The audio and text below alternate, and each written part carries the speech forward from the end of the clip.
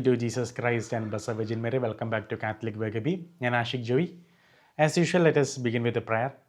Pater noster, qui es in celis, sanctificetur nomen tuum, adveniat regnum tuum, fiat voluntas tua, sic ut in cielo et in terra.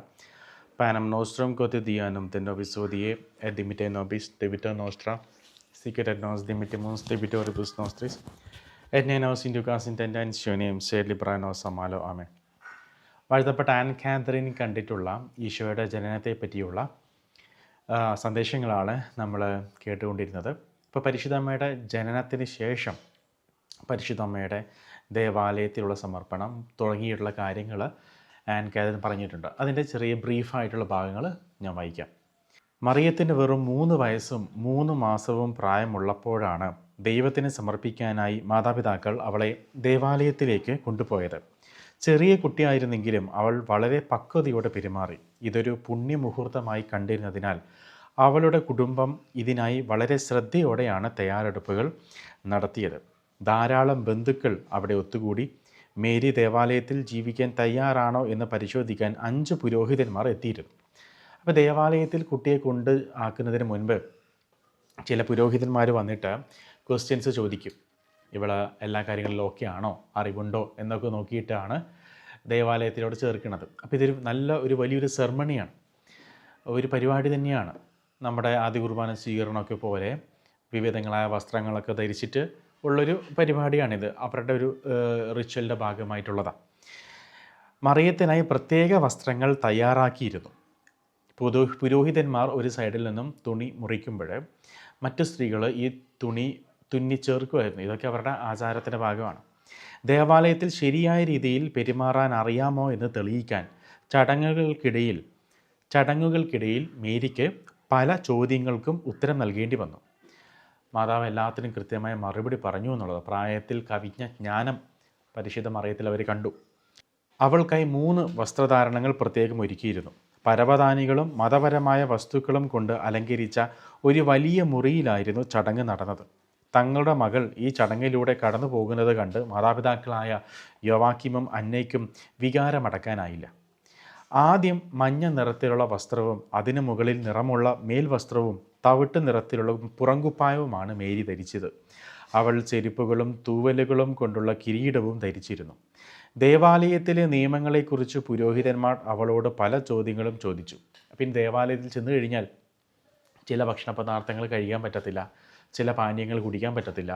അപ്പോൾ ഇതൊക്കെ മറിയത്തിനടുക്കൽ ഇവർ inform ചെയ്യുകയാണ്. ദൈവത്തിന് സമർപ്പിക്കപ്പെട്ട കന്യകമാർ വീഞ്ഞ്, വിനാഗിരി, മുന്തിരി, അത്തിപ്പഴം തുടങ്ങിയ ചില ഭക്ഷണങ്ങൾ ഒഴിവാക്കണമായിരുന്നു. വളരെ ചെറുപ്പമായിരുന്നിട്ടും മേരി ശ്രദ്ധയോടെ കേൾക്കുകയും ബുദ്ധിപൂർവ്വം മറുപടി നൽകുകയും ചെയ്തു. 2ാമത്തെ വസ്ത്രം ആകാശ നീല നിറത്തിലുള്ള വസ്ത്രവും വെള്ള ശിരോവസ്ത്രവുമാണ് മേരി ധരിച്ചത്. ഭക്ഷണം കഴിക്കുമ്പോഴും പ്രാർത്ഥിക്കുമ്പോഴും ശിരോവസ്ത്രം എങ്ങനെ ഉപയോഗിക്കണമെന്ന് അവളെ പഠിപ്പിച്ചു. ഭക്ഷണ സമയത്ത് ദേവാലയത്തിലെ കുട്ടികൾ എങ്ങനെ പെരുമാറണമെന്ന് പുരോഹിതന്മാർ അവളെ പഠിപ്പിച്ചു. അവൾ വളരെ കുറച്ച് ഭക്ഷണം മാത്രമേ കഴിച്ചുള്ളൂ. മാത്രമല്ല വളരെ ബഹുമാനത്തോടും വിവേകത്തോടും കൂടി പെരുമാറി. ചടങ്ങുകൾക്കിടയിൽ മാലാഖമാർ അവളെ സഹായിക്കുന്നത് കാണാമായിരുന്നു. അപ്പോൾ ആൻ കാതറിൻ കാണുകയാണ് ഈ ചടങ്ങുകൾക്കിടയിൽ മാതാവിനെ മാലാഖമാർ സഹായിക്കുന്നതായിട്ട്. 3ാമത്തെ വസ്ത്രം അവസാനത്തെ വസ്ത്രം മറ്റുള്ളവയേക്കാൾ അലങ്കരിച്ചതായിരുന്നു. പല നിറങ്ങളും സ്വർണ്ണപ്പണികളും പ്രത്യേക കിരീടവും അതിലുണ്ടായിരുന്നു.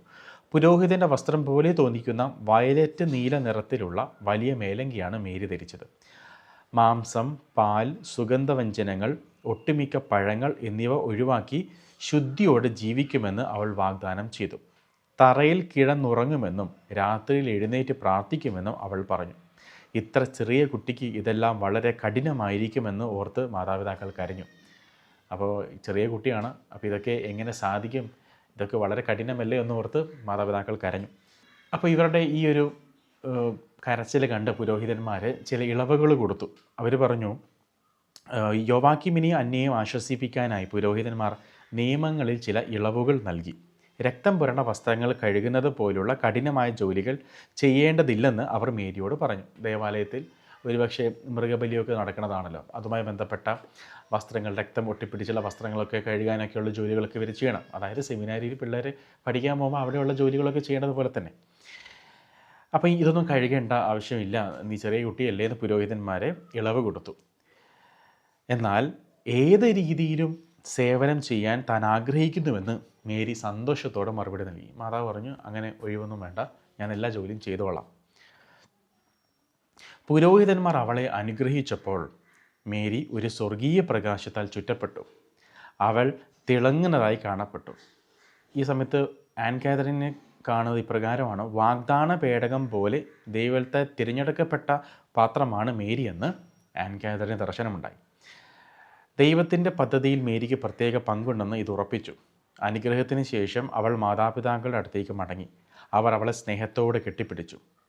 ഇനി ഈ ഒരു പരിപാടിയെല്ലാം വീട്ടിൽ നിന്ന് കഴിഞ്ഞിട്ട് ഇനി അവർ നേരെ പോകുന്നത് ജെറുസലേം ദേവാലയത്തിലോട്ടാണ്. മേരിയുടെ മാതാപിതാക്കളും ബന്ധുക്കളും ജെറുസലേം ദേവാലയത്തിലേക്കുള്ള യാത്രയ്ക്ക് തയ്യാറെടുത്തു. അവർ വസ്ത്രങ്ങളും ഭക്ഷണവും സമ്മാനങ്ങളും ബലിവസ്തുക്കളും കരുതി. മൃഗങ്ങളുടെ പുറത്താണ് യാത്ര ചെയ്തത്.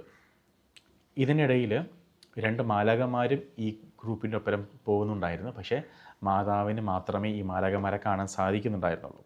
മേരി പ്രാർത്ഥിച്ചും സങ്കീർത്തനങ്ങൾ പാടിയും ശാന്തമായി യാത്ര ചെയ്തു. വഴിയരികിലുള്ള സത്രങ്ങളിലും വിശ്രമ കേന്ദ്രങ്ങളിലും കുടുംബം തങ്ങി. ഒരിടത്ത് ഒരു ലേവ്യൻ്റെ വീട്ടിൽ താമസിച്ചപ്പോൾ മേരിയെ ഒരു രാജകുമാരിയെ പോലെ ആദരിച്ചു. അവിടുത്തെ ജനങ്ങൾ അവളുടെ ജ്ഞാനത്തെ പ്രശംസിച്ചു. കുത്തനെയുള്ള പാതകളും കല്ലുകൾ പാകിയ വീടുകളും ഇടുങ്ങിയ വഴികളും ധാരാളം ചന്തകളും ദേവാലയ ജോലിക്കാരുമുള്ള വലിയൊരു നഗരമായിരുന്നു ജെറുസലേം. ദിവസേനയുള്ള ബലികളും വൃത്തിയാക്കലും കാരണം ദേവാലയത്തിലെ ജീവിതം വളരെ തിരക്കേറിയതും ബഹളമയവുമായിരുന്നു. മേരിയുടെ പ്രവേശന ചടങ്ങിനായി യാത്രക്കാർ ദേവാലയത്തിലേക്ക് നീങ്ങി. അങ്ങനെ അവർ ജെറുസലേമിലെത്തി. ഇനി ജെറുസലേമിൽ നിന്നും ജെറുസലേം ദേവാലയത്തിലൂടെ അവർ പോവുകയാണ്. അവർ ആടുകളുടെ വാതിൽ ഷീപ്പ് ഗേറ്റ് നഗരത്തിൽ പ്രവേശിച്ച് അവർക്കായി വിരുന്നു ഒരുക്കിയ സ്ഥലത്തെത്തി. കുളിച്ച് ശുദ്ധിയായ ശേഷം അവർ പുരോഹിതന്മാരുടെ പിന്നാലെ ദേവാലയത്തിലേക്ക് പോയി. ദേവാലയത്തിൽ സേവനം ചെയ്യുന്ന പെൺകുട്ടികൾ താമസിക്കുന്ന സ്ഥലത്തേക്കാണ് മേരിയെ കൊണ്ടുപോയത്. ദൈവഭക്തിയായ ഒരു വിധവ അവളെ സ്വീകരിച്ചു. ഈ സ്ത്രീയായിരിക്കും ഇനി ദേവാലയത്തിൽ മേരിയുടെ സംരക്ഷക. ആ കുട്ടി ബഹുമാനത്തോടും അനുസരണത്തോടും കൂടി പെരുമാറി. സമർപ്പണത്തിൻ്റെ ഭാഗമായി യോവാക്കീം മൃഗബലി അർപ്പിച്ചു. പുരോഹിതന്മാർ മൃഗങ്ങളെ തയ്യാറാക്കുകയും മാംസം വീതിക്കുകയും ചെയ്യുന്ന ദീർഘമായ ഒരു ചടങ്ങായിരുന്നു അത്. പിന്നീട് 100-ലധികം ആളുകൾ പങ്കെടുത്ത വലിയ വിരുന്ന് നടന്നു. പലരും മേരിയെ മാലകളും വിളക്കുകളും കൊണ്ട് അലങ്കരിച്ചു. പ്രാർത്ഥനകൾക്ക് ശേഷം തൻ്റെ ബലികൾ സ്വീകരിച്ചതിന് യോവാക്കീം ദൈവത്തിന് നന്ദി പറഞ്ഞു. മറ്റ് പെൺകുട്ടികളോടൊപ്പം സമയം ചിലവഴിച്ച് സമാധാനത്തോടെ നടക്കുമ്പോൾ ദേവാലയത്തിലെ മേരിയുടെ പുതിയ ജീവിതം ആരംഭിച്ചു.